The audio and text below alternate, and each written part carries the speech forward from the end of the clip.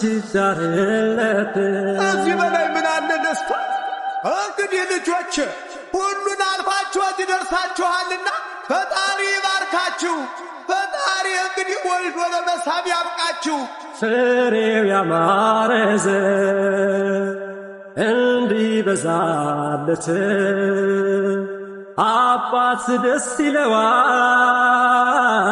ልጅ ሲዳርለት። ምን አለና ከዚህ በላይ ደስታ? ፍሬው ያማረ ዘር እንዲበዛላት እናት ደስ ይላታል